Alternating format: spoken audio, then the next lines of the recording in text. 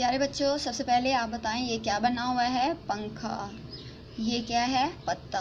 हाँ जी, ये है पंखा, ये है पत्ता। तो जब हम पंखा पढ़ते हैं तो सबसे पहले प की आवाज़ निकलती है, पंखा। इसी तरह जब पत्ता बोलते हैं तब भी सबसे पहले प की आवाज़ निकलती है, पत्ता। तो जब पहले प की आवाज़ आती है तो ये जिस तरह हमने ब सीखा था ये वैसे ही लिखना है। बस इसके नीचे आपने 3 नुक्ते लगा देना है, जिसकी वजह से इसकी आवाज़ तब्दील हो जाती है। इसको प कहते हैं।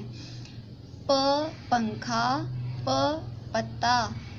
फिर से आपने इसे फिंगर के साथ ट्रेस करना है और इसके नीचे 3 नुक्ते लगाने हैं और इसको प पढ़ना है। प पंखा, प पत्ता। इस तरह प्यारे बच्चों आपने ये पत्ते में रंग करना है और नीचे प भी बने हुए हैं, तो आपने इनको ट्रेस भी करना है और इनमें कलर्स भी करना है और इनको अच्छे से याद कर लेना है, इनके नाम भी और प की पहचान भी याद अच्छे से कर लेनी है।